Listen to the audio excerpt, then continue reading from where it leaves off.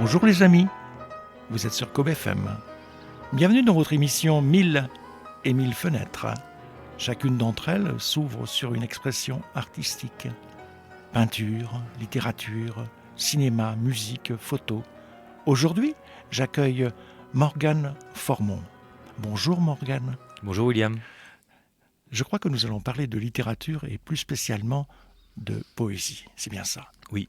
Mais avant toute chose, je voudrais dresser de toi un petit portrait. Je t'en prie. Tu voudras bien me dire si j'ai oublié quelques aspects importants.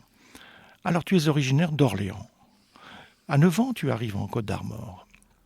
Après une fac d'histoire avortée à Saint-Brieuc, tu as exercé pas mal d'emplois en usine, en chantier, en restauration, j'en passe et des meilleurs. Puis ensuite, tu as repris tes études, une licence en information et communication à Rennes, n'est-ce pas? Oui, tout à fait. Voilà. Et puis, tu as voulu changer un petit peu et tu es reparti dans le monde réel, le monde pratique. Et tu as voulu aussi t'éloigner de l'agitation citadine et tu as donc effectué une sorte de retraite près de Fougères. Et c'est là peut-être, je ne sais pas, tu vas nous le dire précisément, que tu as décidé d'une certaine manière de devenir peut-être, d'essayer de devenir un écrivain. Oui. C'est ça. Ouais, il y a eu un gros démarrage à ce moment-là, qui a pris du temps pour se mettre en forme et se réaliser, mais il y a eu une première dénotation à ce moment-là. Ouais. Ça, c'est bien. Alors, moi, je voudrais te poser, pour commencer, une seule question, en fait. Une seule. Et après, on va dérouler le fil de l'émission. À quel moment, est-ce que tu te souviens à quel moment, précisément, dans ton enfance, dans ton adolescence, dans ta jeunesse, tu as décidé comme ça que la littérature avait un très grand intérêt pour toi? Il y a toujours eu quelque chose en arrière-plan. Depuis l'adolescence, je savais que les mots étaient très importants.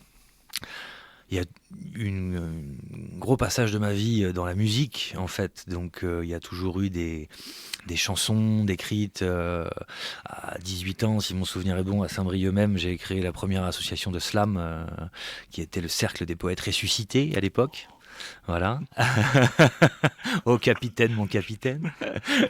Et puis oui, après, moi j'ai eu un one-man band pendant longtemps, donc c'était des chansons un peu rock punk. J'ai toujours évolué dans les milieux très alternatifs, et surtout à Rennes, qui était une ville qui s'y prêtait bien, mais il y a toujours eu une volonté d'expression, et la poésie était là par les chansons. Donc on était sur des rimes assez primaires, je dirais, avec une expression assez adolescente, tardivement, un côté un petit peu rebelle, voilà, qu'il a fallu tarir pour trouver son propre maître à l'intérieur. D'accord. Voilà, parce que si on est rebelle tout le temps, on ne trouve pas son maître non plus, je trouve. D'accord. Mais pour revenir en arrière, tu me dis que très jeune, à l'adolescence, alors l'adolescence, c'est quel âge exactement? Tu te rappelles? 13-14 ans. 13-14 ans, il y a toujours eu il y avait une ferveur un peu pour ça, et c'est comme un pressentiment, et un pressentiment comme un oignon aussi. Il faut enlever les couches pour arriver jusqu'au cœur. Alors ce que ne savent pas les auditeurs, et que je vais avouer sous la torture, c'est que Morgane, je le connais depuis... tu as quel âge maintenant, Morgane? Eh bien, 38 en 2026, là. Eh bien voilà, donc Morgane, je le connais depuis 25 ans, n'est-ce pas? Ouais. Et j'ai eu la chance de t'avoir, la chance de ton côté, je ne sais pas, tu vas nous le dire. Si. J'ai eu la chance de t'avoir comme élève. Oui, enfin, en classe de musique, ouais. Oui, en classe de musique, c'était à Saint-Quay-Portrieux, je crois, c'est à ça? Ploua. À Ploua, pardon. À Ploua, c'est ouais. ça. À Ploua. 2003, je crois. En 2003, moi c'était donc il y a 22 ans. Et j'avais remarqué, effectivement, franchement, que ce petit bonhomme, qui n'était pas si petit d'ailleurs, qui s'appelait Morgane, avait se démarqué un peu des autres par à la fois son attrait déjà. J'avais remarqué que tu étais très attentif en classe de musique et que tu avais visiblement cet attrait pour les mots. Ça, je l'avais remarqué, moi. Hein? Et donc, c'est pour ça que je suis très content de te recevoir ce matin, parce que, je ne dirais pas que la boucle est bouclée, mais quelque part, je suis vraiment content de ça. j'y suis pour rien. Hein. Ouais, c'est partagé, c'est chouette. Et puis c'est un très bon souvenir en fait aussi d'école, parce que l'école n'a pas été que un très bon souvenir pour moi. Mais quand on tombe sur des bons profs ou des bons instits, on s'en souvient. Et on était quelques-uns à l'époque. Voilà, on était assez jeunes, mais on avait déjà un engagement un peu politique, Oui. poétique et musical. Et on était un petit peu dans cette marge du punk rock. Et on avait eu la chance de pouvoir faire nos dossiers musique de Voilà. fin d'année. Et sur quoi tu avais fait, toi, ton dossier? Alors moi c'était Sum 41 qui Ouais. était le truc punk rock en vogue, un peu punk à roulette, mais de l'époque. Alors, punk hard. Il y avait Blink 182 dans mon souvenir, et le groupe d'Orléans, les Burning Hands. Ah non, il y a eu Freedom for King Kong, qui était le groupe C'est ça. breton un peu Ah bah oui, fusion, bah oui, bah oui. voilà, de l'époque. Mais oui. Et j'avais des contacts dans le groupe de Freedom et dans les Burning Hands, puisque les Burning Hands étaient le groupe d'Orléans. Voilà. Et l'ancien manager était un ami de mon père. Donc j'avais écrit quelque chose il y a quelques années là-dessus, sur le fait qu'on manque un petit peu de rituels de passage dans nos sociétés modernes. Et qu'en fait, à l'âge de 15 ans, mon père m'avait envoyé voir le chaman du rock à Orléans. Voilà, donc après, moi, c'est tout un monde que j'ai un peu abandonné, parce que j'ai baigné là-dedans pendant des années. Donc aussi dans le bruit, dans cette effervescence très, très rock'n'roll qui m'a animé pendant des années. Il a fallu essayer de calmer un peu les jambes pour que ça puisse monter dans l'esprit après. Ben, très très bien. Alors, ce qu'on va faire, on va monter dans l'esprit et on va monter surtout dans les oreilles. On va écouter un peu de musique que tu nous as apporté ce matin. Alors, on y va tout de suite. Hein. Hop, musique. Eh bien, c'était très bien ça, Morgane. Qu'est-ce que c'était? Classique, Bernard Lavillier, Marin, la chanson Marin. Oui. C'est un vieux souvenir de quand je travaillais en restauration. On écoutait ça un peu le soir après le service en buvant du rhum, malgré le fait que je ne boive plus aujourd'hui. D'accord. Mais c'est une chanson légère qui... Il y a un peu d'insouciance là-dedans, quoi. C'est un air qui véhicule ça, je trouve. Donc, j'écoute plus beaucoup de musique, et toutes celles que j'ai préparées pour l'émission aujourd'hui, c'est dans la modernité à laquelle je me suis mis il y a très peu de temps. J'ai une playlist YouTube maintenant, et c'est les quelques morceaux qui m'accompagnent actuellement, en fait. Mais Voilà. c'est ce qui est formidable dans la musique, la chanson, populaire ou pas d'ailleurs, c'est ce truc miraculeux, un air et des paroles, et quand ça match, comme on dit, tu l'entends une fois et c'est fini, tu l'as définitivement. Ah, il y a une C'est résonance. complètement extraordinaire. Ouais, bien sûr. Voilà. Ouais. Très très bien. Bah, Lavillier parfait, moi ça me va bien. Mhm. Alors, on va revenir à notre propos. On était rendu au punk à roulette. Et alors moi, ce qui m'intéresse, c'est avant le punk à roulette, est-ce que tu te souviens, en off, tu m'as dit que tu n'étais pas un grand lecteur étant ado, en fait. Non. Mais le pas grand lecteur de l'adolescence, il lisait quand même un petit peu, peut-être. Hein. Alors vraiment pas, en fait. C'est quelque chose que j'aimais pas. Il y a une culture littéraire dans le foyer familial très importante, surtout du côté de ma mère, qui a une très belle bibliothèque. Et j'ai toujours été poussé à ça. Mais j'avais du mal à me concentrer. C'est pas quelque chose dans lequel je prenais plaisir. Même si je suis quelqu'un de très scolaire à la base, qui aimait plutôt être cadré comme ça, c'était malgré tout insupportable.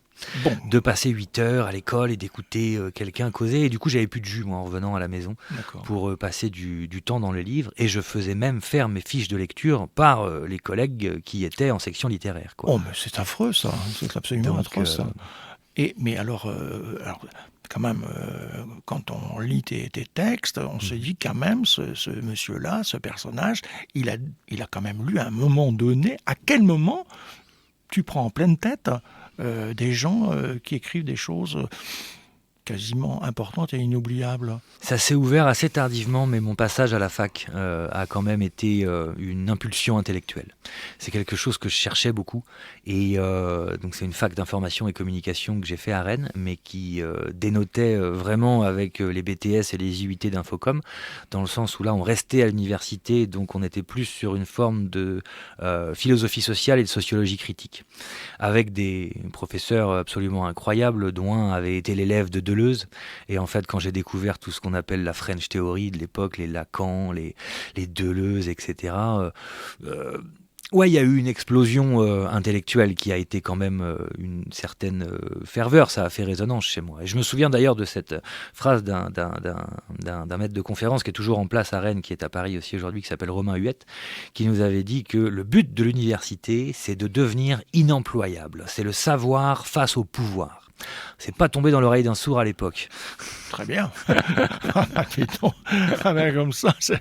Bon, ouais, voilà. Bon, alors, si vous voulez ne pas travailler, allez à la fac de Rennes. Très bien, information et communication. Ouais. Alors, tu nous parles de Deleuze et de Lacan, mais alors, ça, bon, d'accord, philosophe, mais alors, pour revenir à la poésie, Oui. proprement parlé, alors, quels sont les premiers textes qui t'ont marqué, les premiers, quoi. Enfin, Il y en a vraiment pas eu beaucoup, en fait. C'est quelque chose qui était en moi. Et je limite vraiment les informations venant de l'extérieur depuis des années. Quand on parlait tout à l'heure du fait de m'être retiré justement après la fac à 27 ans, le but a été de se couper de beaucoup de stimuli justement qui étaient en ville, donc qu'ils soient visuels, sociaux, sonores. Et là, c'était un vrai retour à soi que j'avais pas vraiment connu, étant né en ville aussi, grandi à la campagne, mais j'avais pas cette chose innée qui était là. Et en fait, quand on gratte un petit peu le vernis social, elle est là chez chacun. Je ne cache pas que c'est des périodes qui sont compliquées de se découvrir. Et puis finalement, après, c'est un petit peu toute la vie, ça. Mais il y a... Ça a vraiment été, et c'est toujours le cas, hein, de limiter les informations extérieures pour limiter l'envahissement du mental, en fait. ouais. Donc c'est quelque chose qui était à l'intérieur et qui est très en rapport avec le fait d'être dans la nature et le fait de l'observer surtout. C'est une manière d'être à soi et très en rapport avec la lumière, je m'en suis rendu compte un peu tardivement, mais que ça soit la photographie ou l'écriture, c'est la même chose. Une photo sans lumière, ça donnera pas grand-chose. Une écriture sans lumière, c'est un petit peu la même chose. D'accord, donc alors, bon, donc si je comprends bien, en fait, t'es le négatif de ce que je suis, en fait. C'est-à-dire Eh bien, moi, c'est le contraire, en fait, hein. C'est-à-dire que mes lectures adolescentes, je les assume pleinement. C'est-à-dire que j'ai eu la chance d'habiter à Saint-Brieuc, et j'ai eu la chance, grâce à ma chère maman, qui m'a botté le cul pour que j'aille faire un tour à la bibliothèque. Alors, c'était en face de chez moi, au Légué, là, tu sais, il y avait un bibliobus, hein. Ah oui, oui. Et alors moi, j'étais comme toi, je lisais jamais. C'est impossible de lire un bouquin. Elle me dit, tu sais, il y a des bouquins qui parlent des chiens. Des chiens. Ah, j'ai dit, les chiens? Ah, c'est formidable. Elle dit, oui. Alors hop, il est là le bouquin. Et puis t'as vu, il y a des bouquins aussi sur la préhistoire. Ouais, super. Il y a des bouquins sur les châteaux forts. Ouais, c'est génial ça. Et de fil en aiguille, alors Jack London, puis après Jules Verne, machin. Et puis après, elle me dit, mais tu sais, tu peux aller aussi à la bibliothèque centrale, Mhm. au centre-ville. Mhm. Et là, le premier bouquin qui m'a sauté à la gueule, c'est le titre qui m'a sauté à la gueule. Mhm. J'ai vu dans un rayon, alors c'est le rayon poésie qui est très fourni ici à Saint-Brieuc, Les Fleurs du Mal. C'est l'alliance des deux mots Mhm. qui m'a... Qu'est-ce que c'est que ce truc? Alors moi, c'est le contraire de toi, en fait. Mhm. C'est-à-dire que Mhm. moi, je me suis construit avec les poètes, Ouais. ou déconstruit, c'est comme on veut. Mais chacun son trajet, en fait. Mhm. C'est parfait, Ah, ça, bien c'est sûr. formidable. Ouais, ouais. Voilà. Et donc, très très bien tout ça.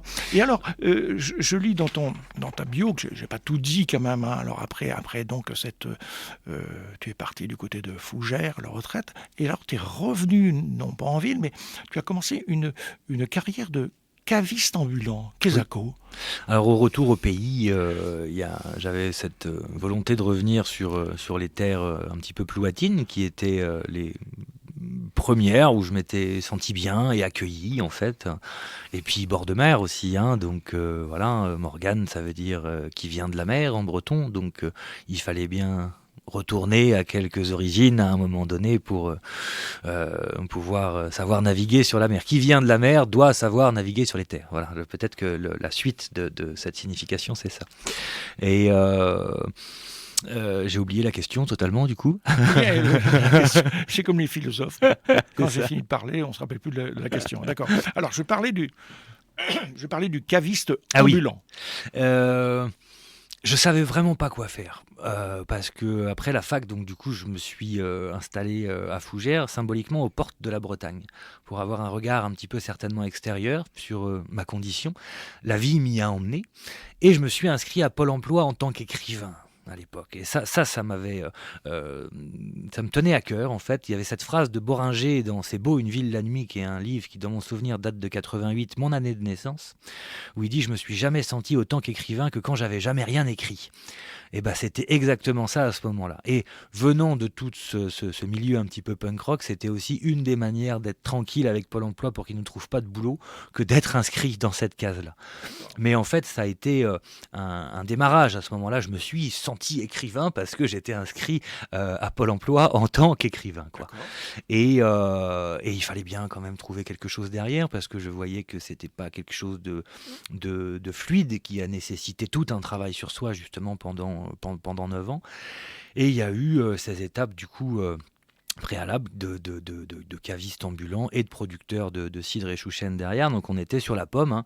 Mais là, tu m'as pas répondu. Caviste ambulant, ça veut dire quoi? Ah, caviste ambulant, eh bien, il y a les cavistes qui sont dans un magasin et les ambulants, ils sont dans un camion sur les marchés. C'est aussi simple que ça. Donc j'ai sillonné la Bretagne, mais c'était très en rapport avec la pomme. Dans la légende arthurienne, la pomme, c'est Aval. Et en fait, l'île aux pommiers, dans la légende arthurienne, c'est l'île d'Avalon. Donc voilà, il y avait un rapport avec la pomme. Mon prénom étant un des prénoms de cette légende-là, c'est pas moi qui ai choisi la pomme, c'est la pomme qui m'avait choisi à l'époque. Voilà, qui est le fruit de la connaissance. Quand on le coupe, il y a un pentagramme qui s'affiche. Donc, exactement. Voilà. Alors ce qu'on va faire, on va marquer une pause.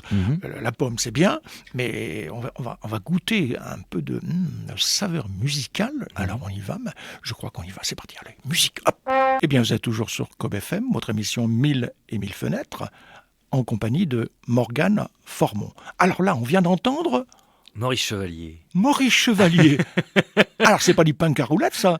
Non, mais c'est une chanson qui met du baume au cœur, en fait, je trouve. C'est quand on a un petit coup de mou ou quelque chose comme ça. Bon, bah voilà, dans la vie, il faut pas s'en faire. Et puis, il y a quelque chose de très subtil, en fait, là-dedans, parce qu'il nous parle du fait que, voilà, sur Terre, c'est comme ça. Dans l'univers, c'est comme ça. Donc, c'est comme si cet homme avait été envoyé sur Terre aussi pour faire passer du message positif. Oui. Et ça, c'est important, je trouve. Le positif, c'est très important. Voilà, alors très très important. Je suis complètement d'accord avec toi. Par les temps qui courent, une petite lichette de positif, je ne dis pas non. De tout temps, ouais, tout temps. Ouais. Alors, on revient à notre propos initial. Nous sommes toujours... Alors, on a parlé des cavistes ambulants. C'est formidable. Je sais maintenant ce que ça veut dire. C'est génial. Alors, je sais aussi le chouchen. Je savais ce que c'était aussi. La pomme, donc. Très, très bien. Et donc, ensuite, donc, tu t'inscris à Pôle emploi en tant qu'écrivain, c'est ça? Et de là, donc... Comment on continue alors après? Ça a été un long cheminement parce que cette retraite, j'ai dit pendant longtemps que j'avais pris ma retraite à 27 ans. Très bien ça. Mais ça a été toute une démarche de sortir d'une vie moderne pour retrouver quelque chose d'ancestral. C'est très générationnel en fait. On a été nombreux des enfants des années 80 et puis ceux d'après aussi à vouloir retourner à des choses beaucoup plus naturelles qu'on avait peu connues. Où il y a eu certainement une césure avec la génération de nos parents qui était pas celle de nos grands-parents. Et en fait, autant nos grands-parents ont voulu s'extirper d'une condition rurale et paysanne extrêmement difficile, autant une partie de notre génération a voulu y retourner parce qu'il y avait eu cette coupure avec les racines et avec la terre. Et c'est de la beauté de la terre que moi je tire la substance de ma poésie en fait. On a oublié ça dans le sens moderne. La poésie a jamais eu autant le vent en poupe. Les ventes augmentent même si c'est pas les plus hautes, mais il n'y a jamais eu autant de publications en tout cas. Mais c'est une poésie que je trouve très citadine pour le coup.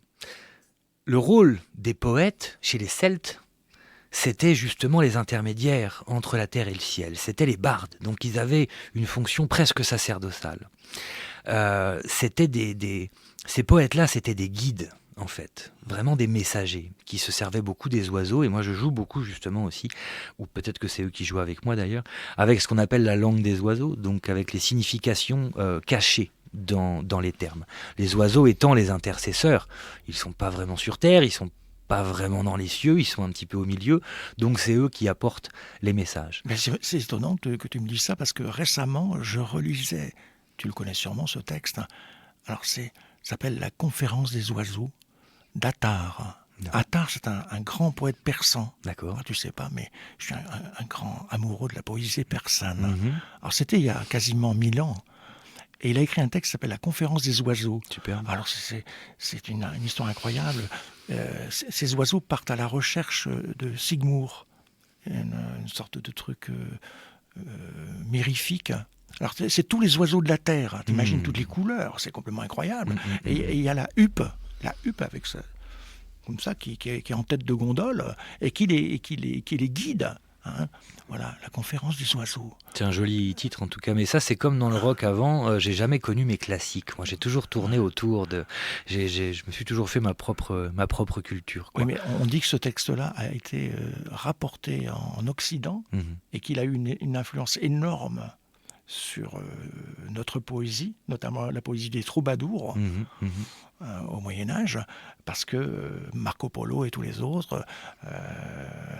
ils ont ramené de l'Orient des connaissances et on dit que, les mauvaises langues évidemment, dont je ne fais pas partie, on dit que peut-être on doit une certaine partie de notre poésie française, l'art de la rime, ça ne viendrait des Persans en fait. Bien sûr, puis poésie persane. même de la Chine et du Japon au préalable en fait. Hein. C'est l'Orient, quand on dit savoir s'orienter, on ne dit pas savoir s'occidenter, on dit savoir s'orienter.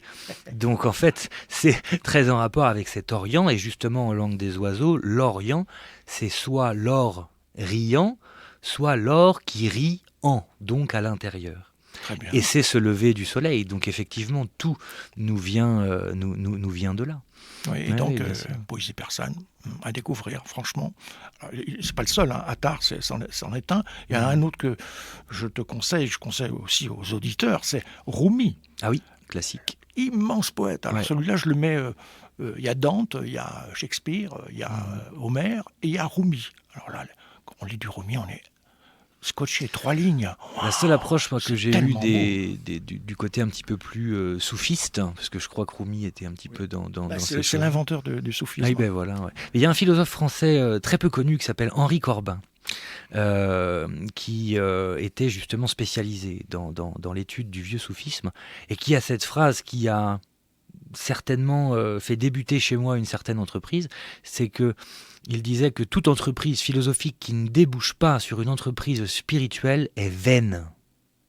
Donc si on reste dans l'intellect, sans jamais faire passer ça dans le cœur ou dans l'esprit, qui pour moi est autre chose que l'intellect, on n'avance pas.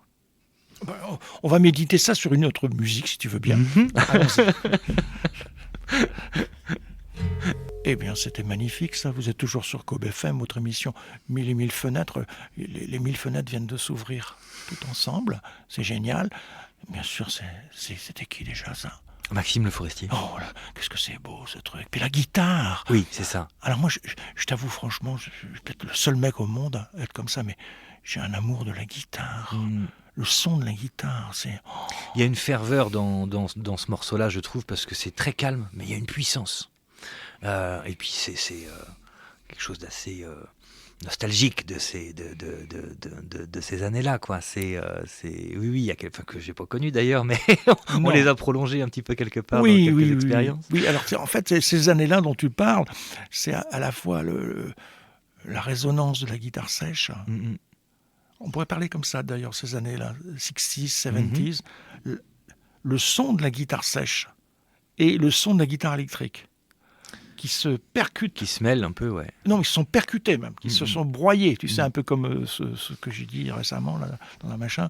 En fait, en 67, lorsque à Monterrey, Paul Simon et Art Garfunkel montent sur scène pour le premier festival de rock de l'histoire du rock, ils étaient médusés et dégoûtés et abasourdis. Ils se sont dit, mais qu'est-ce qu'on fout ici, quoi, avec une guitare, 2 voix. Mais ils avaient tort, en fait. Parce que c'est vrai qu'ils ont été percutés par Hendrix, Joplin et tout le bazar, mais en même temps, ils apportaient quelque chose de magique et qui reste. Voilà. Et donc, quand je dis qu'on est de la génération des guitares sèches, on a des potes à Saint-Brieuc, on était des fanas, des dingos de la guitare sèche. C'est-à-dire la beauté de l'instrument, les bois. Moi, j'ai commencé par ça à l'époque quand je jouais. Hein. C'est passé à l'électrique derrière parce qu'il fallait faire un peu de bruit, Ouais, un petit peu de etc. Mais les premières, les chansons se font à la sèche. Voilà, Donc, voilà. Alors, on revient à notre propos initial. On en était donc au début de ton écriture. Et tu me disais, bêtement comme ça, je regardais ton livre « Les cendres chaudes ». Très très belle couverture déjà. Hein. Et je voyais donc dans les premières pages un certain Philippe Jacotet. Je te posais la question en off, mais à quel moment est-ce qu'on découvre Monsieur Jacotet et comment il arrive là, lui effectivement, ouais, sur le côté où j'ai eu peu de références, peu de lectures pendant longtemps. Il y a eu une période très dense de lecture qui a commencé avec l'écriture de ces livres-là. Donc la période d'écriture qui dure toujours aujourd'hui s'est ouverte en août 2023. Et c'était le moment où je découvrais un peu en même temps Christian Bobin, justement. Et il m'a accompagné. C'est l'auteur que j'ai le plus lu, en fait, je crois. Je dois avoir une 30aine de livres de lui. Il y a quelque chose Enfin, il y a eu une très très grosse résonance dans la simplicité de se situer dans la vie et en même temps dans le fait d'accepter de plonger dans ses abîmes intérieurs pour essayer d'y déceler la substance de ce qu'on est et de tomber les masques. Si tu devais conseiller à nos auditeurs, allez, un livre de Bobin, c'est lequel ? Allez, tu me le dis là. J'ai La Nuit du cœur qui me vient comme ça. La Nuit du cœur. Qui devrait s'appeler Le Jour du cœur d'ailleurs, mais c'est... La Nuit du cœur, c'est pas mal, hein, franchement. Parce que on ne sait pas, les gens le disent pas, mais on a une langue extraordinaire. C'est superbe. Est-ce que les gens pourraient le dire un jour ? On a des mots dans la langue française, moi qui suis une sorte de métèque, mère écossaise, père breton, machin. Bon, quand on va en Angleterre, en Écosse et partout, les gens disent mais votre langue elle est magnifique, lumière, nuit, oui. Diamant, enfin ce sont des mots incroyables. Et là, la nuit du cœur, comme c'est beau. Le français est vraiment magnifique et très riche. On a beaucoup de termes pour dire des petites choses. C'est une langue très nuancée. Et c'est de là, en fait, quand on creuse, on peut creuser soi-même les choses sans avoir besoin toujours justement d'avoir un stimuli des fois. Et moi, dans l'écriture, parfois, j'ai des termes qui me viennent. Je ne sais pas ce que ça veut dire. Je l'écris, ça sonne. Je vais vérifier dans le dictionnaire. Je dis non, mais c'est ça qu'il fallait dire. Mais ça, je peux confirmer que ce qui m'a... Je peux te l'avouer sous la torture. Bon, moi qui suis un peu un fan de poésie, ce qui m'a séduit, et ce pourquoi tu es là ce matin, d'abord parce qu'on se connaît, je t'ai vu en classe, mais aussi parce que dans ce que tu écris, par moments c'est magique. Il y a des mots, des phrases, c'est magique. Et ça c'est beau. Merci. J'incite les auditeurs à lire Morgane Formon. C'est très beau. Même si on ne partage pas tout, il y a quelque chose. Et là, on va continuer avec une autre musique parce qu'on avance. Oh, c'est formidable. Eh bien, les amis, nous sommes de retour sur Cob FM, 1000 fenêtres, avec Morgane Formon. Et là, on vient d'écouter... The Kings of Connaught, je crois qu'on prononce ça comme ça. C'est un groupe irlandais d'aujourd'hui, mais c'est une reprise des Dubliners, je crois, The Rocky Road to Dublin. Et c'est un morceau qui est très dynamique. Le lever de soleil ce matin était un petit peu de cet acabit-là, je trouve. D'accord. Et alors cette musique-là, en off, on en parlait. Tu as découvert ça quand, en fait, toi ? À quelle époque ? La musique irlandaise, ouais, on était plus sur le fin de l'adolescence, début de l'âge adulte. Les connaissances que je m'étais faites à Ploua à l'époque et qui sont toujours mes amis, dont un que je salue, Quentin, a été un initiateur en fait beaucoup dans ces musiques-là parce que lui était au bagad, donc jouait de la cornemuse, avait cette tradition dans sa famille que moi, venant d'Orléans, de souche, je n'avais pas. Il a fallu longtemps pour me faire à mes terres bretonnes, dont je revendique quelques racines aujourd'hui.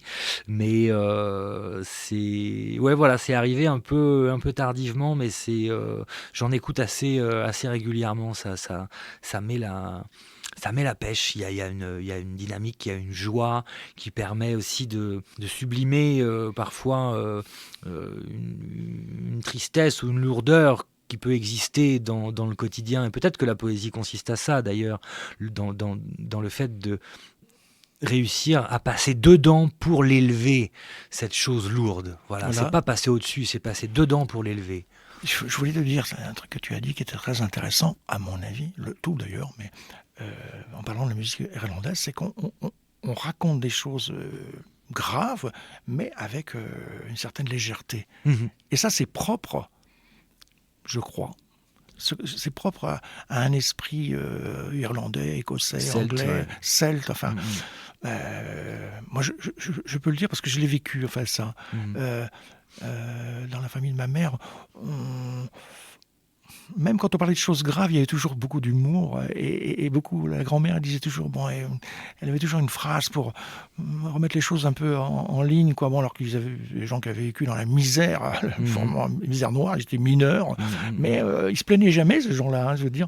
Et comme tu dis, quand ils chantaient, ils parlaient de choses graves, mais c'était toujours enjoué, un peu comme les bluesmen en fait. Bluesmen, ils parlent de choses terribles, mais en même temps, il y a du rythme, il y a du swing, c'est ça en fait. Hein. C'est hyper important de réussir à sublimer ça. Alors, des fois, il ne faut pas se tromper non plus parce que c'est dans un prochain livre ça. Les poètes sont des menteurs parce que parfois, on va passer complètement à côté de ce qui nous traverse uniquement dans le but de saisir ou de trouver la joie qui nous manque.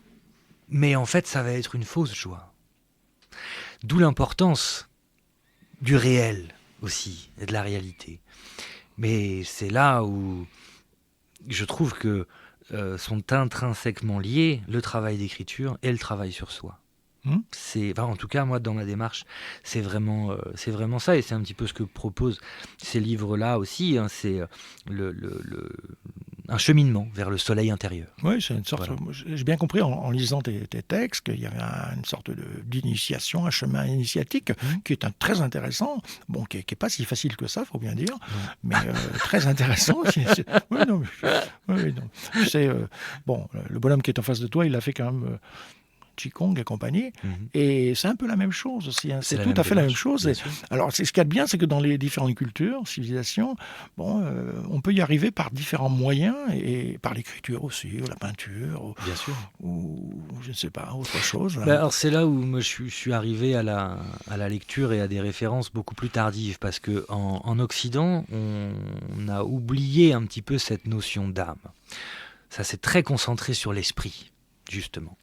Et c'est là où François Scheng est hyper intéressant dans ces dernières années, qui, à ma connaissance, est le seul académicien à parler de ce terme d'âme, justement, et à avoir passé toute sa vie à essayer d'écrire les imbrications et les différences entre l'esprit et l'âme. Mais c'est là où on en revient au côté un petit peu... J'aime bien le terme de sacré plus que de divin ou de Dieu. Quand je marque Dieu dans mes livres, c'est parce que c'est simple, parce qu'on dit Dieu. Mais François Scheng, pour les auditeurs, signaler quand même que c'est un écrivain d'origine chinoise, et que c'est un des grands spécialistes de son bouquin Le vide le plein, par exemple, explique très bien ce que la philosophie chinoise peut nous apporter. Bien sûr, c'est dans la voie du Tao, en fait, quoi. Et c'est là où lui a été hyper intéressant, je trouve, c'est qu'il a développé une forme de Tao christique. Ça a fait se rejoindre l'Orient et l'Occident sur ces voies d'accès à ce qu'on appelle Dieu, mais qui est en fait soi. On l'appelle comme on veut, en fait. Oui. Moi, je le trouve beaucoup dans la nature, et c'est ça que je trouve sacré, donc qui est quelque chose à préserver également. Mais on parle aussi de la nature humaine. Oui. Je crois qu'on est allé très loin déjà ce matin. On va écouter peut-être un dernier morceau. Allons-y, là, gaiement. C'est parti. Eh bien, c'était toujours musique bien entraînante tout ça. Nous sommes toujours sur Cob FM, votre émission 1000 et 1000 fenêtres, en compagnie de Morgane Formont. Mais qu'est-ce que c'était cette musique? C'est un trad irlandais en gaélique. C'est pareillement, il y a une ferveur, en fait, je trouve. C'est une langue qui parle depuis la nuit des temps. C'est une langue qui nous parle de loin. Elle a quelque chose à nous dire sur nos origines, je trouve. Ben oui, sûrement, sûrement. Il faut aller faire un tour à Gavrinis. Tu sais, à Gavrinis, dans le golfe du Morbihan, là, il y a une île. Ah oui. Alors moi, j'ai eu la chance, il y a longtemps, avec des élèves français et hongrois, d'aller dans le passage.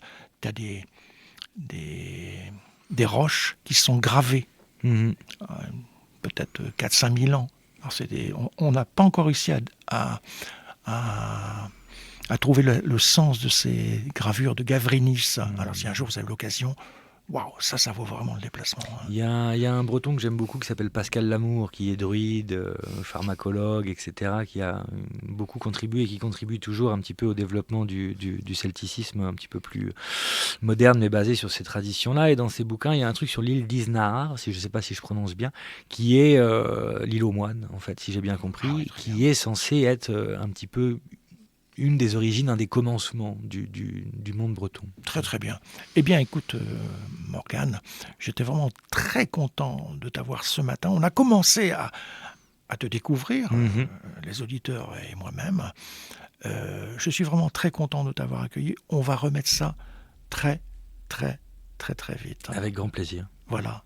À bientôt Morgane. Je remercie Willy à la technique, je remercie toute l'équipe de Cob FM et également bien sûr Jean Fénis qui assurera le montage de l'émission. Vous écoutez toujours cette musique extraordinaire de Scriabine. Ça c'est très très beau aussi, ça va très très loin ça, Scriabine. À bientôt et merci